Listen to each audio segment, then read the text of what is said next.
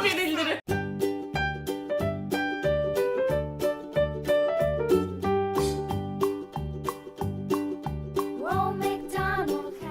Merhaba arkadaşlar. Merhaba arkadaşlar.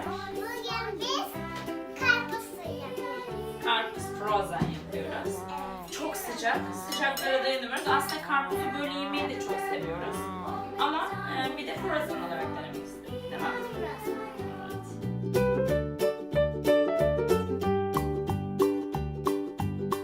Birazcık at.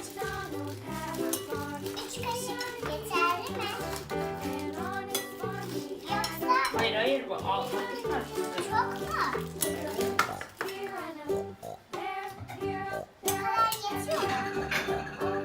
Anneciğim karpuzları doldur. Hepsini. Evet.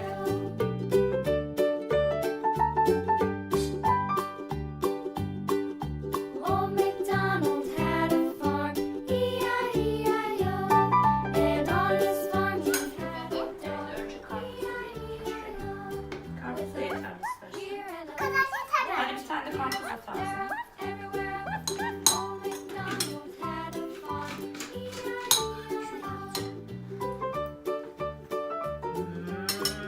Nasılmış acaba tadı? Old MacDonald, Güzel miymiş? E-I-E-I-O. Ye de bir görelim nasıl yiyorsun. Some ducks, Yavaş yavaş.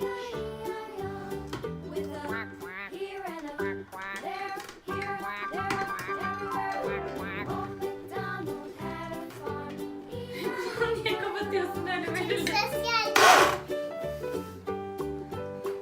Bas hadi sen çalıştır.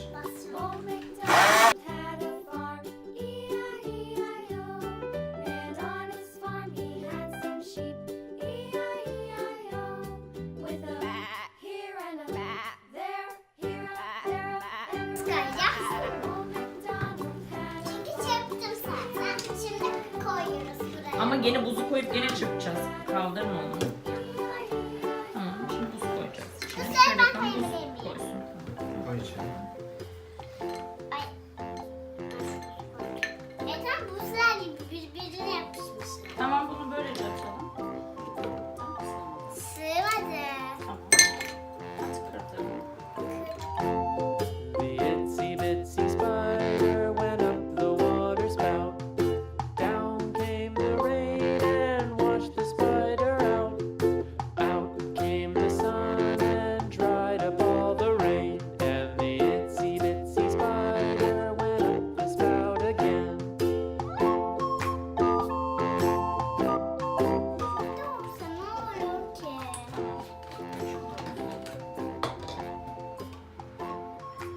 Neden çok az koy? Hop. Çok az koy dedim. Hepsini koydum. Neden çok az Şey, olur mu? Ne kadar? ya hepsini bitir demedik zaten canım. Water spout. Down came the rain and washed the spider out.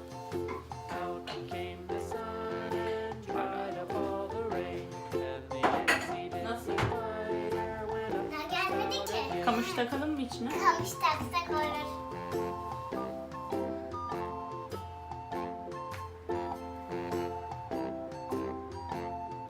Şöyle yapalım bari de yüz ifadeni görelim beğenip beğenmediğini.